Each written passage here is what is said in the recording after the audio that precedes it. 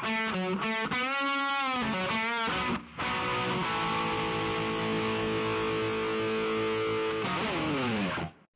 was gonna say hit that button. I've only forgotten once. One time. It was a killer interview too. It was great. Uh, Welcome to the OFX podcast. I'm Dave Claxton. This episode is brought to you by Ram Fit and by AirRelax and by Duonamic. And with me, as always, is the she who should have went to Spartan, Bethany McChesney. oh man. Gary, I don't know how much information you know. Oh, and by Gary B. of undisclosed title of Spartan employment. Anyway, he works for Spartan. He actually does stuff. Um, I don't know how much you know about Blue Mountain Blue Mountain was this weekend was our end of the year Spartan event, and I would say, I mean, it's the biggest Canadian Spartan event. I mean, it's a really cool venue. It's great, but it is generally cold and yucky, as a rule. And I think actually they've been fairly lucky when I'm only saying it's cold and yucky, because we can sometimes get really nasty stuff in October. Uh-huh. This Yeah.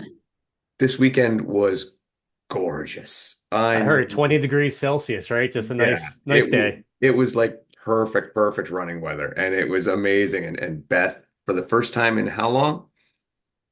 Well, 7 years. In 7 years, missed out. Yeah. My kid had a hockey tournament and I just couldn't do it. And yeah, the first time in 7 years I haven't been to Blue Mountain for a Spartan race. So, and I watched everything and I had massive FOMO and I had clients that went and Dave called me on Sunday and told me how amazing it was and it was really hard to miss this year. But it kind of sounds like it all leads to what we're going to talk about and stuff. But it was just where they did a lot of things that we have many times suggested they needed to do. For one, running through the village. So like the last kilometer, maybe kilometer and a half of the course was all through the village. So there was tons of people like fans gathered around obstacles, and it was a throwback to OCRWC 2017, which we Mhm. all go on as one of the greatest events of all time. And it was so much fun. It was so good. Mhm. And the reason we're kind of going through it is it speaks to right now the health, and we were talking about this before, the opposing sides of Spartan right now with the health of the open wave, the age groupers, and all that, and how that is looking so good. And then not to be rude or nasty, but the elite wave, not so much.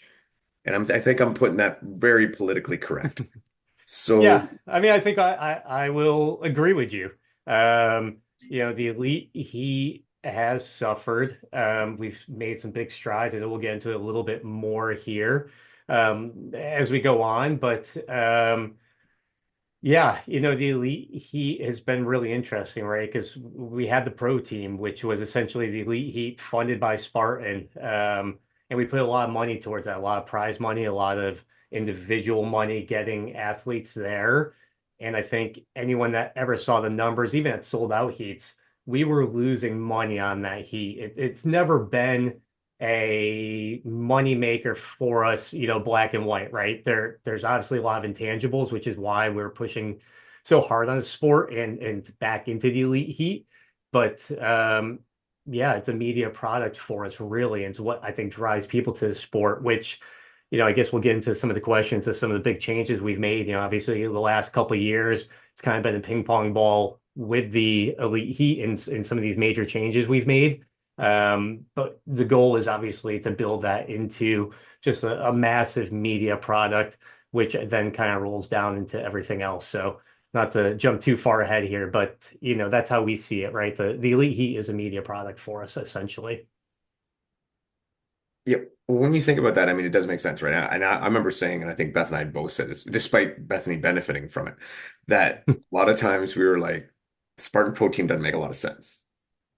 Because in my mind, it was always, so you got a Spartan Pro Team. If I had a Spartan Pro Team, what I would be doing with said Spartan Pro Team is sending it to other races to promote how amazing our athletes are, not necessarily having them run our thing. But yeah, it makes sense when you say, so you at one point wasn't there like 300 people on a Spartan Pro team? And Yep. all of those people Really? not paying for races. Oh yeah, between worldwide, it was like 300 or 350 people on Oh, the Spartan Pro team, and none of them paying for races. None of them paying for races, getting paid to go to races, and then winning prize money at said races. Which, when we have something like an NBC deal, it's easy to kind of swallow that stuff, right? Because that's what it is, right? These athletes are out there putting on an amazing product for TV that, Spartan, and then they are benefiting from. So that's our goal to get back to it. As you said, open heats are really healthy. We had, I think it was Dallas this weekend, along with Blue Mountain, and had about 10,000 finishers there in Dallas. So big, big weekend for us. And that's really kind of the hierarchy, right? Open racers come in, they're bringing more eyes to the product. More eyes to the product brings in more sponsors. Sponsors bring in money, and the money kind of brings in the elite athletes. So, unfortunately, COVID really did hurt us. I know it's been 4 or 5 years now, but we saw the numbers 21, 22, even 23 were really down from our peaks of 2019. But 2024, we seem to be getting back up there. But if you look back in 2019, I mean, a race with 10,000 people in the weekend was almost not a success for us. It was the normal. So yeah. now we're starting to see that again. And the biggest thing is for us to bring in those sponsors and bring more eyes to the product, because it just kind of snowballs. And it's the hockey stick graph, right? It goes up. It's a very small little intervals, and then all of a sudden it kind of starts exploding. I think we're seeing that. I think Blue Mountain had the highest numbers in a while, as you were saying, Dave. They were out there, and yeah, I believe it was close to 10,000, if not over, in Dallas. And we've had a few events this year where we're pushing kind of that 10,000 number of racers at the events. Yeah, I don't know what kind of numbers they officially had at Blue. I will say that like I went on Sunday, and for Sunday, it was very healthy. I did run just an open sprint wave, and we couldn't fit another person in the corral. Like Yep. it was jammed. So I Yeah. mean, And like, with Spartan racing, and I'm in the fitness industry because I own a gym, and I do feel like it's one of those industries though where it's taken a long time for the after effects of COVID to kind of get things back going. Like it's hard for people to come back if they've been gone for a while. And the racing scene in general reflects that too. And like I was able as I also look at, what are my clients training for and can I get people to train for things? And this year kind of just finally since 2020 where I have clients that are like, yeah, I'll do this, I'll sign up for this, and they're kind of motivated to get back, and even my number's the same. So I do feel like it being in the fitness industry, it does reflect too. And I see what you're saying with the race industry also, like people just willing to get back out there and do hard things and get back into like training routines. And it has taken a little bit for things to come back after like that massive COVID Yeah, I think issue. the fitness industry as a whole, and we are part of that, right? We are a fitness industry as a race. Racers found other things. They went to Pelotons of the world and, other at-home workouts, and people bought their weights and all that stuff. But I think they slowly realized that that's not as effective as having a trainer, having partners, having buddies, and that type of stuff. And we talk about Spartan, right? And, a lot of racers probably went off and started running in the trails and that stuff because it was easier as what was available when none of these races or events were going on. But now they're realizing they like that event feel, that event look, and Yeah. being around people is less and less scary every year. I mean, I think some of us bounce back a little bit quicker, but there were still people, in 22 and 23 that were just afraid of mass events or anything like this where there's large crowds of people. And I just think we kind of keep getting past that more and more every year. And yeah, we're seeing that the number wise. So And experiential fitness, like the whole at home on the screen stuff, completely lacks experience. So wanting to experience things with their fitness, whether it's Spartan Race or whatever else, like getting out there and actually experiencing something that's kind of not just in front of a screen at home. So, and that's what Spartan offers people. yep. Agreed. So, like we said, we were saying that open waves, they're healthy, they're coming back. All that stuff's coming back. The mass attendance is coming back, which is fantastic. What kind of priority does Spartan put on trying to regain that elite field? And I'm actually going to preface that the elite field in North America, because if we're watching some of the stuff in Europe, it's still doing quite well. Like they're going. So, I'm recent short course Croatia World Championships, which was one of the best OCR things I've watched on YouTube in a while. Like it was well presented. It was really well done. I'll go on about the 100 meter later because I fucking loved that. It was awesome. Sorry, Matt and everybody else who says it's not obstacle course racing. There's obstacles and you're racing. It's obstacle course racing. Screw you. But so that went really well in the elite fields there. So what kind of priority does Spartan even put on bringing back or trying to win back the elite field in North America? Because I mean, like I say, you guys made a lot of changes. Yep. Yeah. I mean, it's interesting, right? We've sort of went through a little restructuring and merging here with Spartan Race and Tough Mudder, where we kind of combined Spartan Tough Mudder, Spartan US, Spartan UK, Spartan Europe. And so we're seeing that, they put a lot of emphasis on the sports side of things over in Europe. Um, and I think that is shown in stuff like the Croatia event, even more zine, those types of events, they really go all out in a spectacle out there. So, what sort of priorities Spartan put on it depends on who you ask, obviously. And as we kind of joked in the beginning about my title and not knowing what it is, I kind of keep getting shifted around the sport world. I went to social media for a little bit to try to kind of build the sport there, and showcase it a little bit more as I am so ingrained with product and sport. And then went to a bigger marketing side of it. Again, focusing on the product and the sport, which is not something we've had before. We never really had someone looking at, sport and even just product itself within marketing. We had marketing people who would work with the product team, but try to translate what we're doing. So I was kind of moved over to sort of bridge a gap there. Um, and still sort of doing that, but sort of jumping a little bit back into product. And I think sport is a huge priority. I think what's always set Spartan aside from, the Warrior Dashes, Rugged Maniacs, those type of events is that we are timed, we are ranked. I mean, that was our motto when we first started. Like, this is a race. It's in the name. It's not a dash. It's not a run. It's a race. And it doesn't matter if you're the slowest racer out there, you're still getting timed and ranked.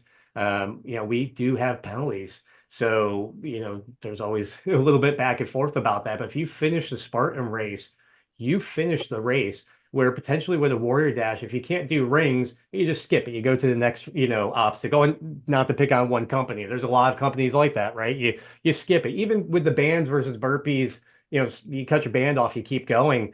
You don't necessarily feel like you finished that race because you just didn't do something and you still finished. But with Spartan, we always had that, right? There was always a penalty to be paid. And I think that's what sets us aside. It's hard to say one thing that justify what we do, but obviously we're the largest company. We've outlived many of these other companies. And I think it comes from the sports side of things. So it's interesting because, again, the elites have never made this money from a pure black and white standpoint, but that's what got us on TV, right? That's what got us onto these NBC shows, the live coverage and all that stuff. And I think people see that inspirationally and they want to get out there. But we need to make it exciting, which, as we talk about a little bit more, stuff like the 100 meter and even having a sprint championship that we've never done in the past, that plays just so much better on media than a long beast race does.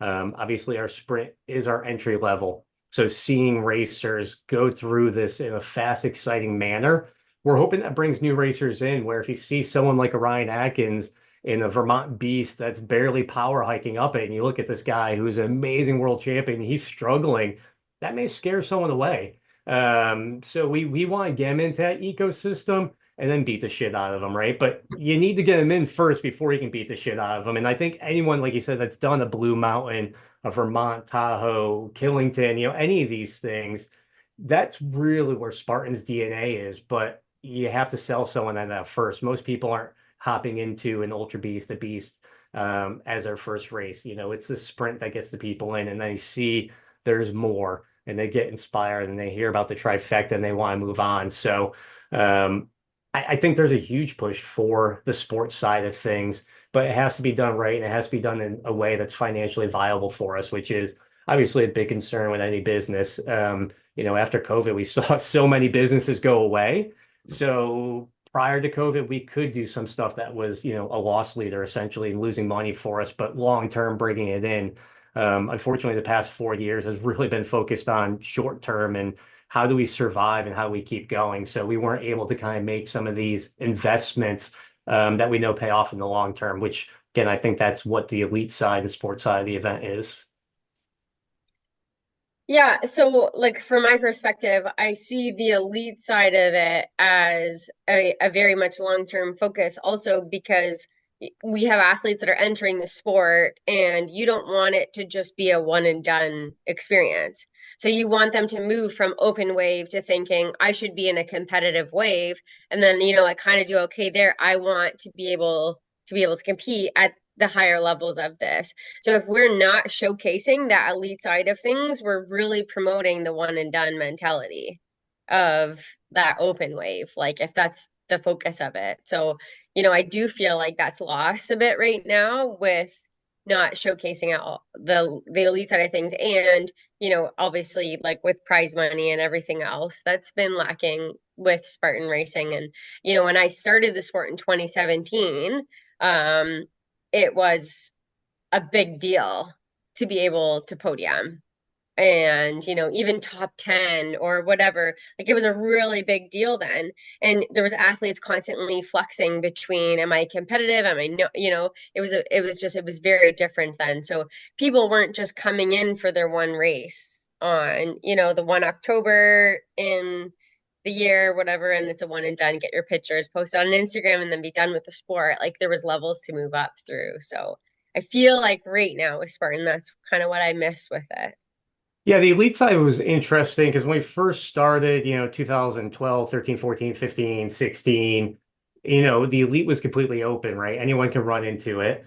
They would be sold out. We had situations with some of the NBC races where like Ryan Atkins couldn't sign up. Not to keep using the same name, but he couldn't sign up because we had 300 people in there. The problem is probably 250 people didn't belong in there, for being honest. I mean, I've ran elite in some of the NBC races, and I'm probably an hour behind Ryan on a beast. But it was like, cool, I can get out there, I can be one of the first ones on the course, I can, run competitive because I liked running competitive, even though I was never going to be on a podium.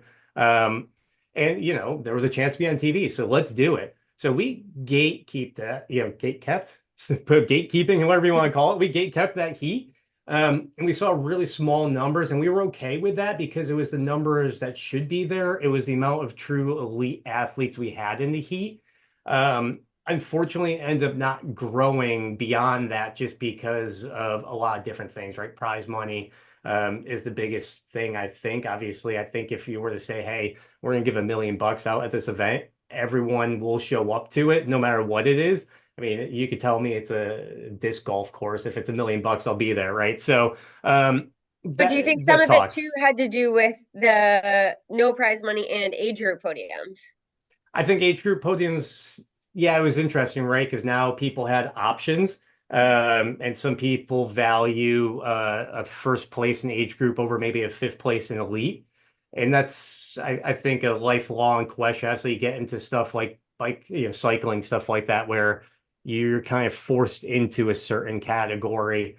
I don't think we've evolved enough as a sport to get to that, but I think we would like to see that at some point where people are not necessarily self-selecting, but we're kind of pushing them into the right area. But the way bike riding and cycling works, it's like you need to run potentially 20 plus events to even get into the top categories. And the lifespan of many of our elite racers isn't that long. So still trying to figure out stuff. We're a newish sport, right? Spartan's 2010, so we're less than 15 years in here, and I think still trying to figure out some things.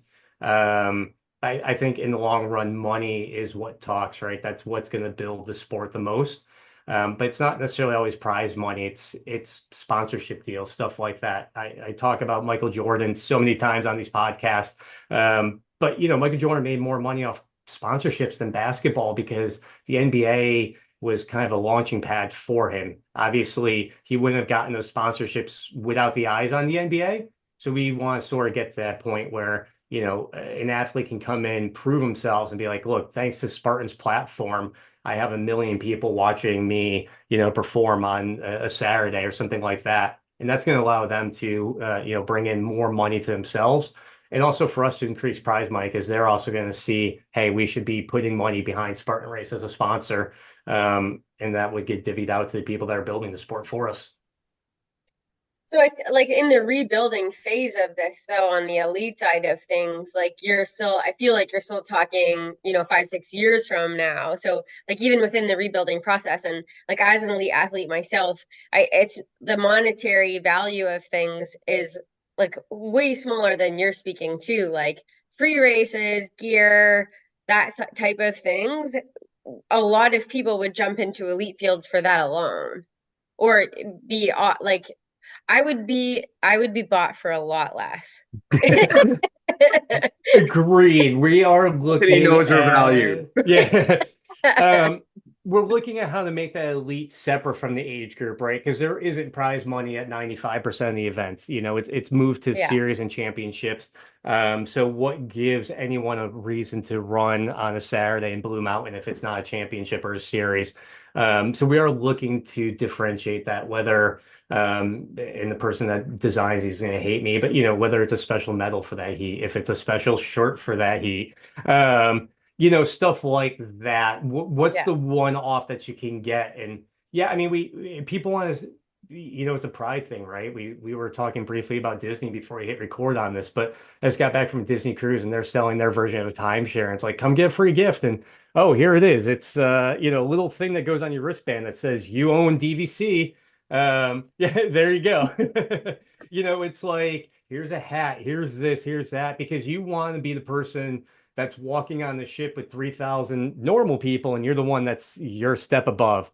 So yeah, so if Motherfucking there's the Diamond Fisher. Club, baby. Exactly. Yeah, exactly. So how do we do that?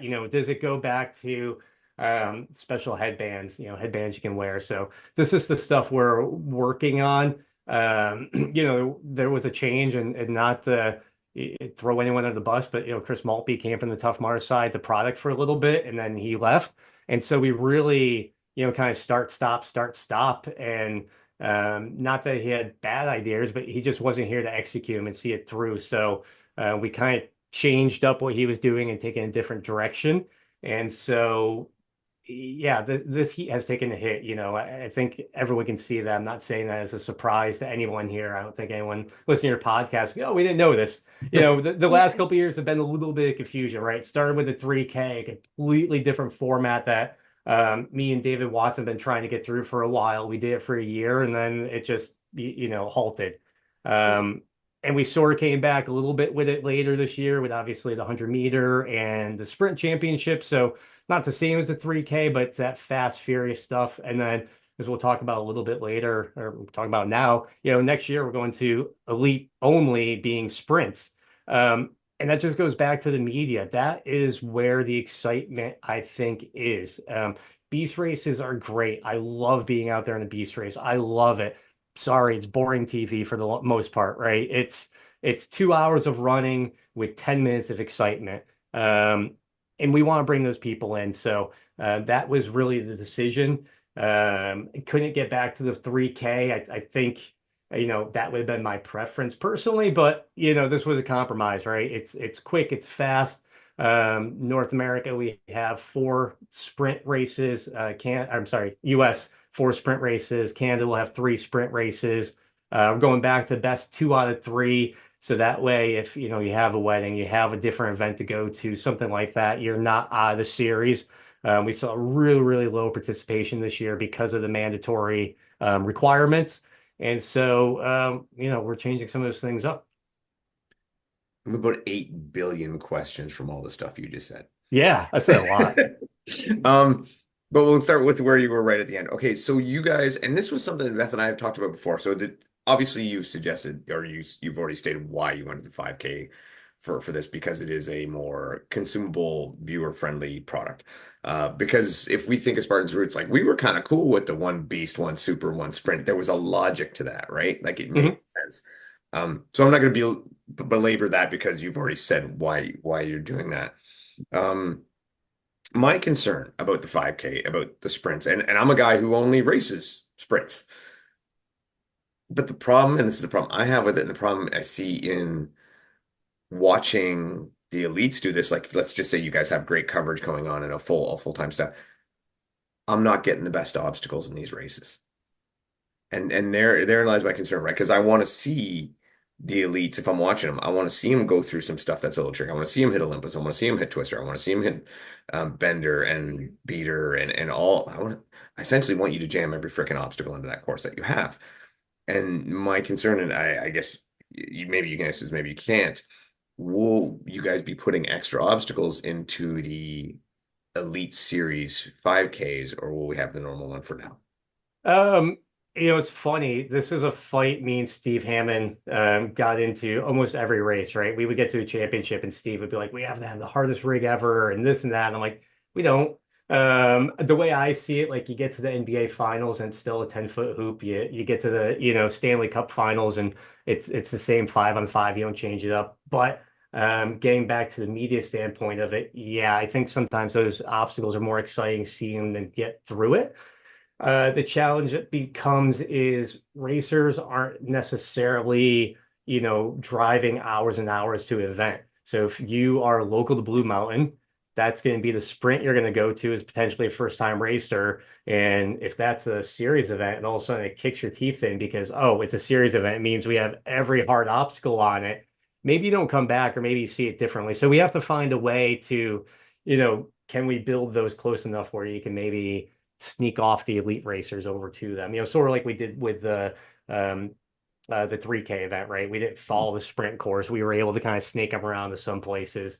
But that becomes sometimes logistical because it's, how do we make sure they're going on the right course and the next racers don't? But it's in talks. It is definitely a concept that we are playing with.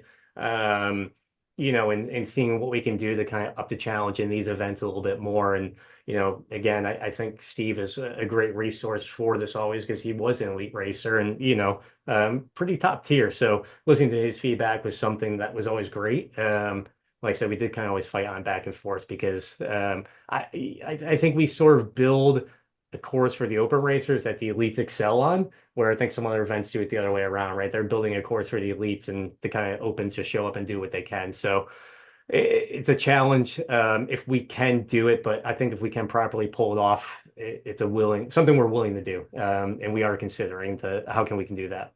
Yeah.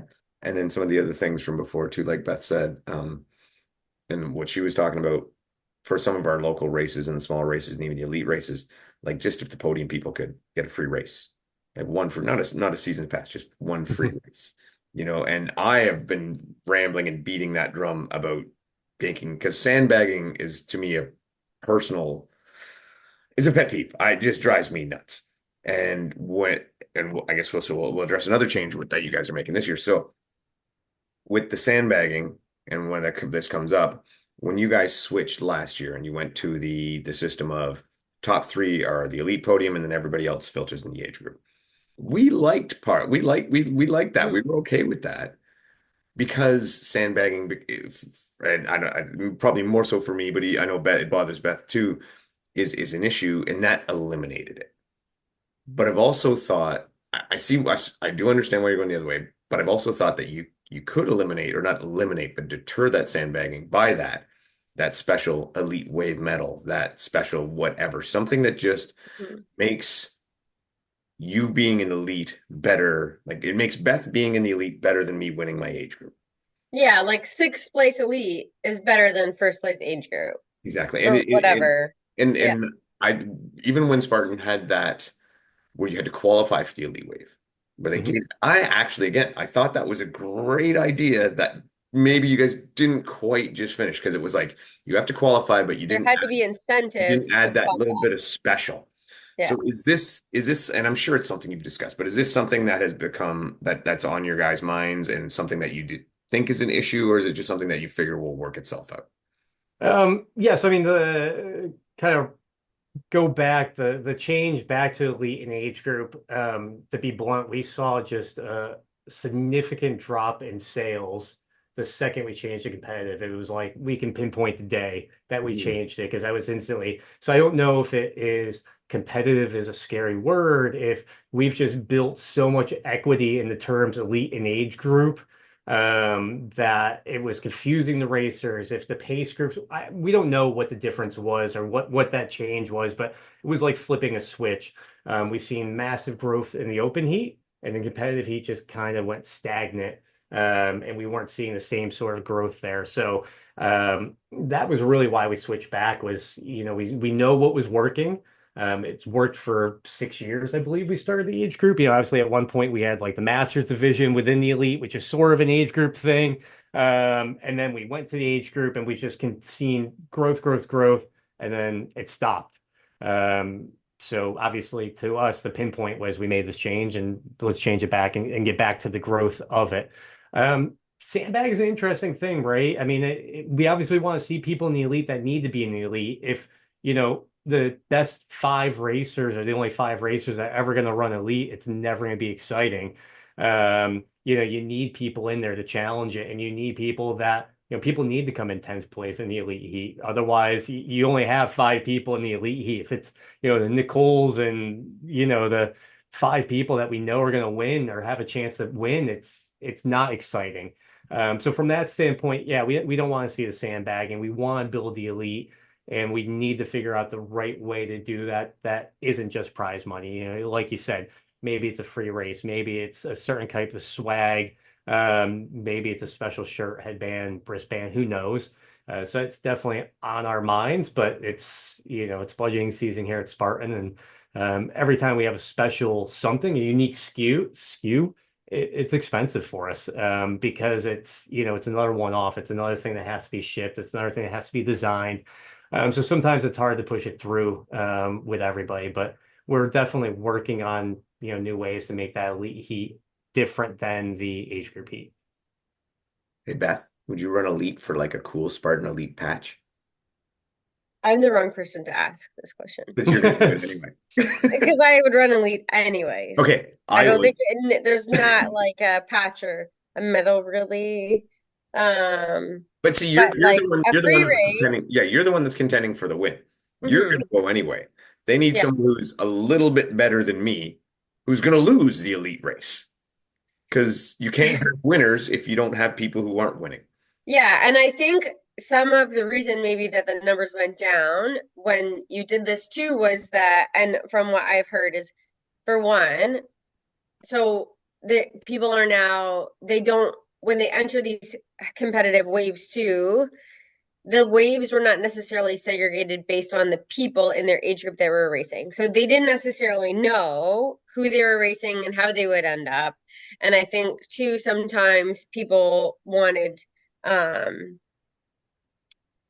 so now they also felt like they were pitted against people that would typically race elite, and that didn't really sit well with people. I think the segregation, though, between who's elite and whose age group is just too dramatic. And it needs to figure out somehow that this is a little bit more of a blended opportunity. So, which is what I did really like about last year. And if it's not going to be blended, then there has to be an incentive for people to move up to the elite heat. Otherwise, people will just not do it, and everyone will just race elite, except the couple people that think they're going to podium. And then that first heat just, becomes the same couple people all the time. I will say this, Beth, about the blended heat. And again, this is something you didn't see because you're in the first wave. Because you Mhm. were you were going up first. It got really fucking confusing after that first wave. I believe it. Like Hmm. it did people were like, and even not just the people, but the workers and the directors and the start were like, okay, who's going next? Okay, everybody and they were calling who's supposed to be in the second wave, and like nobody really seemed to know. So I get on that point why they might want to swing away from that one because it was confusing and I saw it firsthand. Um, but I still with you, I like a little more, and maybe that's it. Maybe it's just figuring out that starting corral a little bit better where where you can go. But I still believe that if there's some kind of perk to being an elite, you'll have Yeah. people stand up, and that will eliminate the sandbagging. And then you'll have the age groupers. The age groupers who want the podium in the age group, they're gonna do it. They're gonna do it. But I think, and I mean, Gary, yeah, Unless the elite heat, whatever, if we're gonna keep segregating them, unless they are also in contention for age group podiums. yeah, If the and fourth place person in elite is still first place age group, then it doesn't matter. yeah, there's no such thing as sandbagging in that case. Yeah. Yeah, it can't exist. The Yeah. downside we talked about, and remember you and I we talked about this before too. The downside of that, one of those ones was if you had somebody who was like really high end, and since our guy Brendan Neely's been doing really well, let's say he comes fourth, is he going to stick around for an age group podium? And and Nope. and actually, and that was one of the things that, so I don't know if they do or don't. And I'm only using Brendan because he won't give a shit that I use his name, right? But I see the problems. I am still with Beth. I like the mix, but I'm just playing devil's advocate and pointing out the other way. Maybe I should let Gary do that. Yeah, But I haven't seen it. I didn't go to a lot of events this year that weren't championship events. I went to a handful, and obviously the second day typically isn't like a series event. But we saw it like right away. The first event in SoCal, the first person or the third person to cross the finish line ended up not being on the podium, and I think the second person was on the podium either. I think only the first ended up actually being on the podium. And then when we got to the awards, most of them didn't stick around, right? And, your elite racers that are there running for prize money, don't necessarily care about the age group awards. And that's fine, right? This is a job to them in some ways, maybe a second job for them, but it's an income earner for them. And if they're not going to make the income, then there's no reason for them to, hang around sometimes. And so we did see that. In some ways, that devalued the age group, right? There's racers that work their asses off and they would have been on the podium and they see that as a win. And then there's an elite racer who, sees it as a loss because to them that is a loss, right? They weren't top three elite, so they're going home. So I think the separation's important, but again, the key to it is getting the right people into that elite heat. Finding that right balance. It doesn't need to be 300 racers, but if we could get 100, that could potentially all be top 10 at one point in their career, then that's a win for us as we build that out and makes it more exciting, right? You don't want to see three people battling it out. You want to see the larger crowds battling it out, and we saw that in like Croatia. The start line there looked really great. And I know it was a tight, kind of narrow start, and they went off fast and furious, and they're kind of jostling for that position, and it looks great. If there was four people at that start line, it wouldn't have the same, factor. What if all podiums had some sort of um like swag or something that they got on it that they could only get if they stayed? are you talking about the elite ones? Well, elite age group, again, like I'm saying, which I think is how it should be, is you still have your top three, and then the age group podiums are still, regardless of whether you chose to race elite or age group, because it's still a choice. Fourth place elite is still first place age group, if there was still incentive to actually stay for the podium. So Like people, what I'm saying is people will stay for very little. Some Like you people will for sure. like you give them a hat. And I'm not trying to be like downplaying, but if there was a little bit of something that you gave people for just staying, then I still think that that would encourage people to stay and help make fill out the podium pictures. I think for some people, but not for all. I mean, we had to make it a rule. You had to be on the podium, get your prize money, because we even saw when we were giving away prize money every event, they were not staying. They were happy just to go bounce. They didn't care about the big check or anything like that. So I think there's a very clear separation of people, right? There's some that, yeah, they're just happy to be on the podium and they're happy to get whatever trinket we give them. But there's other that if they're not getting paid, they're not going to be there. And I don't mean that in a negative way, right? We all have careers and lives, and we have to decide where to spend our time. And if these racers are making their career out of racing, If they're not getting paid, they need to, focus on the next big thing for them, whether that's getting home earlier so they can start training again and they're not jet lagged, or we're getting ready for the next event. So I think there is a balance that we have to find as far as that goes. But it's on our minds, right? We're definitely not saying that Elite is perfect and there's no changes to it. And we're happy with it. We are actively working on making the Elite and age group better with these changes that we are implementing in 2025. Um, I was gonna say, so we talked about how the elite field obviously has dropped down, and a lot of the elite racers that we all know as big names have moved on. Yes, you still have Nicole Miracle, you have Rose Wetzel, you've got people like that that are around. How do you guys now, and it maybe I don't know if this is, but how do you guys plan to hang on to a Brennan Neely, a Balin Bean, uh, oh my God, Patrice Mion, Sylvette? Come on, Beth, help me out here. Am I close, Patrice? To some of these newer names Patrice. Yeah. who are actually coming along. Like again, I guess this almost is like the same question. So, how do you hang on to them? And I'll be brutally frank on this one. Is hanging on to them a matter of timely payment, which we know has been an issue in the past? Yep, yeah. Little bit of both. I think timely payments help a lot. We're getting closer and we kind of have a plan laid out. And I mean, I'll say I've been dealing with prize money since 2020, 2019, and this is kind of the best where it's like, all right, we're making monthly payments and we're catching up. We're no longer, paying out $2,000 but awarding 5,000 where we're sinking. Like we're making it forward. And I don't want to make any promises, but the plan that I'm looking at puts us back on track where athletes are being paid within 60 days for like Abu Dhabi this year. So, Abu Dhabi is December 1st. The plan has them getting paid before whatever that is, February 1st. Not to say that something's going to happen and this stops, but we have been making kind of timely payments, and what I've been promised is going to get paid has been paid for it. So, yeah, I mean, I think that's part of it, right? I think some athletes have left because of the payments, unfortunately. I think some have just, left because the money isn't as lucrative as it has been. And I think some are sort of aging out, right? I mean, some of the athletes are getting a little bit older and it's harder to kind of stay at this top level.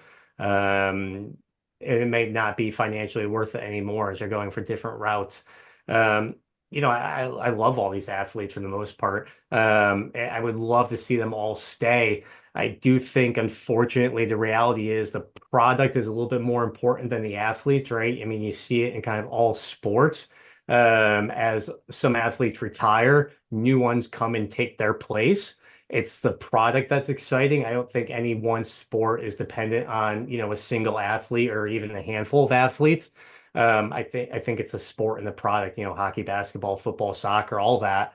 Um, Making an exciting product for the fans, for sponsors is the top priority, and then kind of the athletes find their way to it. So I don't want to lose any of these athletes for, silly reasons. If they're retiring, or moving on to something different, great. If it's something that is preventable, getting them payments on time, stuff like that, I would hate to lose them that way. But I'm not losing sleep over it. I hate to say that, but eventually, if we get the right product with the right pay, prizes and timely payments, athletes will find themselves to the sport, and it will just continue to build from there. So, real priority is getting the sport dialed in right, and what does it look like? Burpees, penalty loops, mandatory obstacles, that type of stuff. What's the right answer? Harder obstacles, easier obstacles, racers running, quick through it or racers struggling through. It's like we have to figure that out and dial that in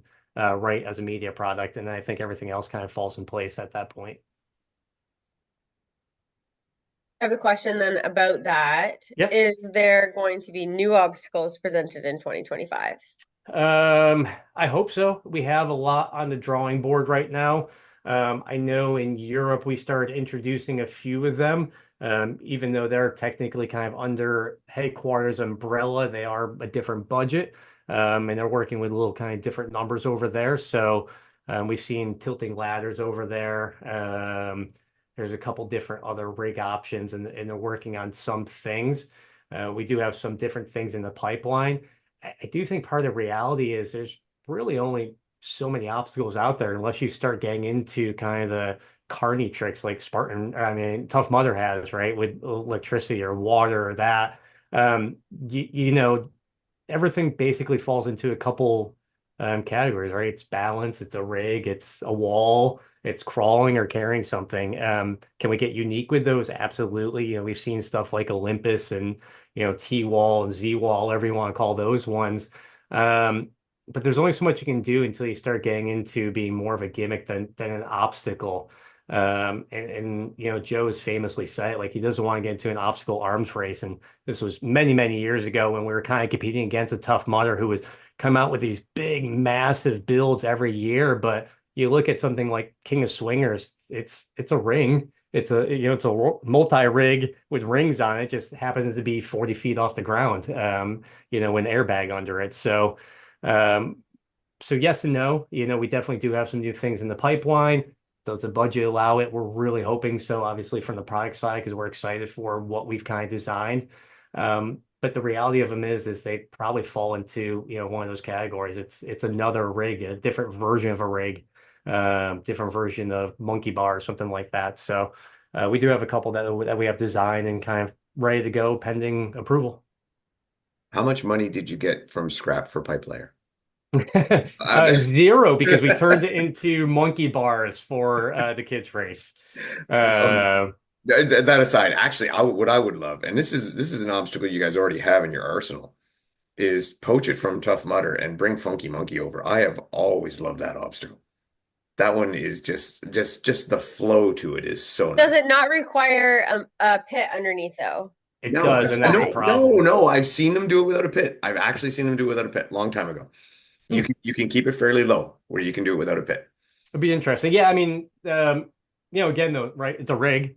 It's Yeah, it's just a a rig. rig I'm with just saying spinning it's got a wheels. good But flow, Yeah, right? I do think Spartan fans would love even a different rig. Yeah, yeah. because like rig, like you say, a rig is a rig is a rig. No, no, man, rigs are all different. Like there's Yeah. crazy. No, they're very different. You can send me a rig and I can Well, give when you. like we started Spartan in 2017 and Platinum Rig was in the game then, and the rig was always different, Yeah. which added a little bit of fun to it too.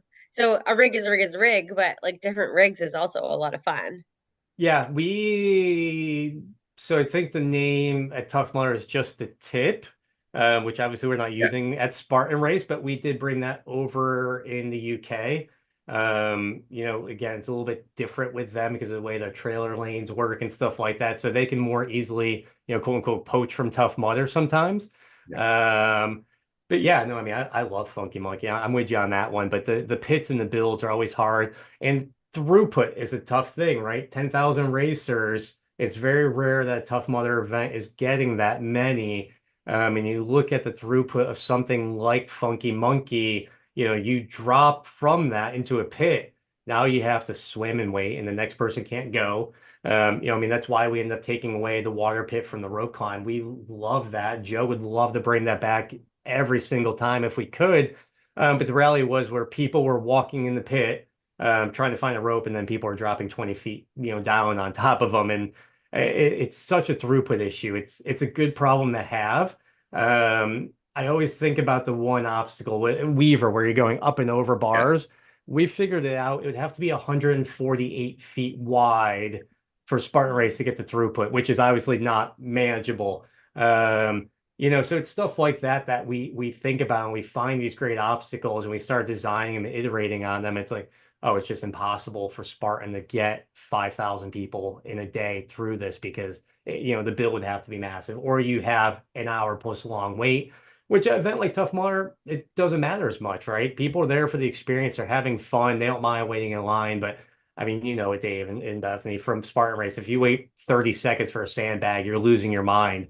And it's because we built it that way, right? You're competitive. You It's every competitive. second counts. So Well, that's our ape hanger toughest is kind of challenge. like that too, right? Like ape hanger kind of requires a water pit underneath and an amount of time to get out of it too. And I love that obstacle too, but I rarely see it anymore. God Yeah, we used to damn it, only Gary, have we're it not buying it. We in want the Funky Monkey. Yeah, Ape Hanger, we started building over dry land at some of our Yeah. courses. That was one of the ones that we worked on. It's not true innovation, but it is because it used to only be in Palmerton because they had a pit with massive telephone poles there. So like that was pre-built in. And actually that obstacle came from um, we just made it like a simple ladder. Like you had to climb up a swinging ladder. And the problem we found with that was unlike rope climb, where racers maybe didn't have the skill to get up the rope, so they weren't falling from a far distance. Climbing the ladder is really easy, but then racers got tired and they were falling from high distances because the skill was less. So we took those and put them the other way and made them monkey bars, and that's where that obstacle came from. So, um, It yeah. doesn't always have to be complicated to be cool. No, yeah, no. I mean, Yeah. I think that was it's a really cool and simple obstacle, but so tough. And it's something simple like just the swaying or the pulling in the monkey bars. You don't realize how much different that is from a standard monkey bar. So, Hmm. Briefly, you touched on it in the beginning. We are going to have a Canadian series this year. I yes, know you won't know dates or anything like that yet, but I have it all. oh, Red, fire Red away. Deer, Red Deer, Ottawa, Blue Mountain, will be the Elite Series, all sprints. Blue Mountain. I thought Blue Mountain was done. It happened this year. They're Mm, going to have it again. No, I thought Blue Mountain was done this year. that seems like a dirty rumor, unless Fidel has Oh, steered me wrong, okay. but Fidel's never steered me wrong. No, I would trust Fidel. Yes. Okay. Sorry. I But had here's just heard that. but here's something I just along the lines of what Bethany's thinking. Um, if All right, so this year we had a whole feeder series in the World Championships. Is that thing we're not doing that? We're not, is that not happening anymore? Because the question I have is Blue Mountain generally happens after the North American Championships. Yes. So take a step back. When we changed up, so the guidelines that we gave to, partners and ourselves was three events have to be, super sprint, super beast. That's the end of it. It's a series that wraps up. We gave them the option of having series after the Pan Am Championships, or whatever the local championship is. We're still going to have a feeder system into it, but it's going to be just based more on every race, prior to it. So kind of how we did it last year, or prior years, excuse me. So, Pan Am Championships with Seattle this year. You'll have from Sunday in Seattle all the way through the Pan Am Championships this year to qualify. So, series races, if they happen before it, will have a little extra boost to them because they are a higher profile. But basically, finishing within the series races will get you in. I'm sorry, finishing within any regular season event will get you into it. And that is kind of one way we're trying to build up the elite heat is that now there's no real excuse. We made some exceptions in the Pan Am Championships this year just because of the way the system worked. It wasn't going to have the best athletes there, but now every athlete should be able to qualify again. We'll always sort of have exceptions. People get injured, stuff happens. We don't ever want to hold out one of the best racers in the world to go to a championship because of something like that. But we're definitely going to be more strict this year because we have more opportunities with that. So yeah, so those are the three. Again, all sprints. For age group series, a little bit different. It will be Mont Tremblant, which will be the super, Red Deer, which is also going to be the super, and then the Beast in Blue Mountain. So, a little bit longer distances there. Again, those aren't going to media. Those are more for the athletes. So a little bit bigger of a spread of distances. Kind of a mountain series, sort of, not officially, but unofficially for the age groupers. And talking to Fidel and Bear, we just try to build kind of a series and a little bit of a personality there for you guys up in Canada. And same thing, best 2 out of 3. So if you can't make it to the event, you're not, eliminated from the series this year So or next year. I'm watching Beth's wheels turn here. So And the Elite series is different yeah, than the age group series. So Yes, what if I want to do both? absolutely. Go for except I'll call you a sandbagger. it. We'll I'm come back next year and call you Sandbagger, You but know you'll what? have a trophy for it, so it's Listen, okay. do you know what I got from this though, Beth? And I thought this was where your mind was going is next year you can do the series without getting on a plane. because you can hit Ottawa and Blue Mountain. Just 2 out of 3. That's right. Just saying. Yeah. Yeah, we tried to give some options there. I mean, not to go too far into the US, but we sort of did that with the US. We did 3 out of 4 of the US, but 2 West Coast, 2 East Coast. So that way travel's a little bit more minimal. And then for the age group series, we split it up into kind of a West Coast, East Coast. They're not exact. If you know people from America, they get very touchy with like, no, this state is Midwest. It's like, all right, we kind of split it in half. It's the West side, East side. So hopefully a little bit less travel for some of our age groupers. Obviously, this year we made them fly, across the country, and they had to fly to all three. So we wanted to give our age groupers the ability to, maybe have a little bit less travel, a little bit less of a hectic schedule, and be able to still kind of compete in the series. So, All right. and that should hopefully be on Instagram soon. I was just talking to Fidel. We're not sure why it didn't get posted because we were ready to announce this a couple of days ago, a couple of weeks ago. So Well, perfect. Hopefully you get it on before Thursday. that's all right. He knows I was talking to you, so if it goes out before we post it, no harm, no foul. We're excited to Fidel get is the these best. races out. Yeah. Fidel's a great guy. He's awesome. I have one more question. Yeah. And this one is actually about, since it is your guys' product now, OCRWC. Yep. And what kind of motivated the move to, well, so people will go, why nothing in 2025? To me, that's self-explanatory because you moved it to May and you can't have it in May 2025 because that's too soon. So it's going to be May 2026. What prompted the move to essentially a spring race? A couple of things. Obviously, Mammoth was a little bit difficult to get to. We saw some weird numbers in there, especially this time of the year. I think it's an amazing venue, and this year I unfortunately didn't get to make it to the event, but we moved it more towards a village. So kind of like you were talking about Blue Mountain, you had that village feel to it. So we really wanted to give it a time to breathe, a proper cycle. So yeah, 6 months wasn't going to be enough to sell the tickets for it and put the event on that we want. So we're giving it the full kind of 18-month treatment.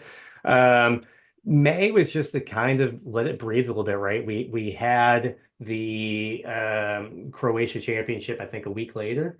2 weeks from now, we have WTM, we have Trifecta World Championship. So it's not just OCRWC, right? We're moving the Trifecta World Championship back into September, I want to say, or August. I think it might be late August, early September.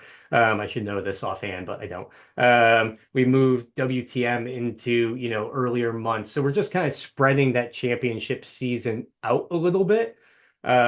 Also, this gives us an opportunity to put on a new championship, which, I know we've talked a little bit about, but haven't fully announced and still can't. But, we're bringing a super championship um, next year. So it aligns with the products, right? We have a sprint championship. We have a beast championship, essentially in Abu Dhabi. We have an ultra world championship. We've never had a true super world championship. One year the quote unquote world championship in Abu Dhabi was a super distance, but we've never had a super championship. So this kind of allows us to have a little bit more breathing room, spread these championships out, and bring in an additional championship in 2025. So fingers crossed that we have all the information on that shortly. So again, same thing, a proper cycle with it, but it was just to allow some breathing room on this.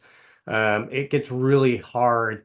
We only have so much attention spans of our racers, right? We can't send 15 emails a day, though I'm sure sometimes it feels like we do. But it's really hard to promote all these.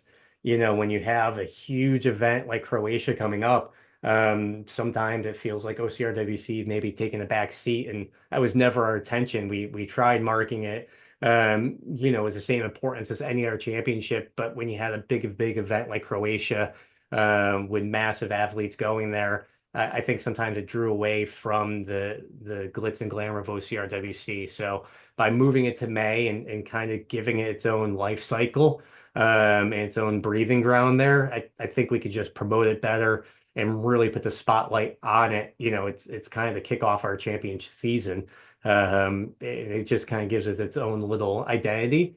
And the fact that it doesn't fully live in Spartan's kind of, ecosystem of qualifications and stuff like that, I think it's okay for it. And I know Fran's working on some things for 2026 that kind of bring back the life of everything that we had there. So we're excited. I think East Coast too makes it a little bit easier to travel to, especially for Europeans. Um, it's really tough for Europeans to get over to the West Coast and then, get from the West Coast to Mammoth itself. So we hope a more central location will just really bring more of the Europeans over and then just allow more, Americans and North Americans to get to the event. And yeah, like you said, it's a breathing room thing. And yeah, unfortunately, there's just no way to really put it in 2025 and, make it successful within, a 7-month build. I think moving it, no, okay, straight out honesty, Mammoth was just a terrible spot to get to, and I think quite frankly hurt it really bad. Moving it back to the East Coast and putting it in May, I would say on the low end, you're going to get double the attendance. I Yeah, think it will actually be more than that. that's what we think. Yeah. And again, I love Mammoth. Yeah, it's It's beautiful. gorgeous. The town is there behind us. But it's a little bit weird with something like OCRWC because it's not a normal trailer lane for us. It's its own kind of build with certain things. Trying to get participation from, some of the smaller race series as they have in the past.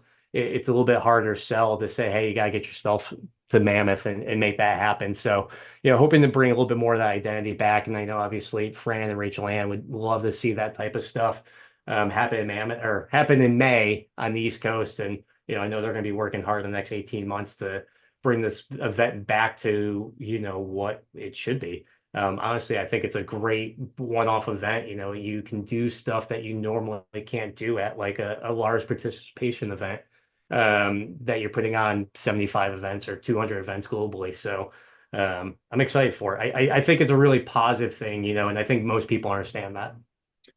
All right, so hear me out here. So the GTA area, right? The Golden Horseshoe area of Ontario, Okay. you're like 6 hours from the massive OCR community and much of races in Quebec that can bring obstacles. And like 6 hours from like that Midwest Ohio area where all those races can bring obstacles. It's kind of a happy medium and it's easy for me to drive to. Perfect. As long as you can get there. That's what so I'm thinking. Realistically though, if I was putting it, I would those are a couple of locations I would consider would be the Quebec area and would be that Midwest area because those seem to be a very booming OCR community right now in those two locations.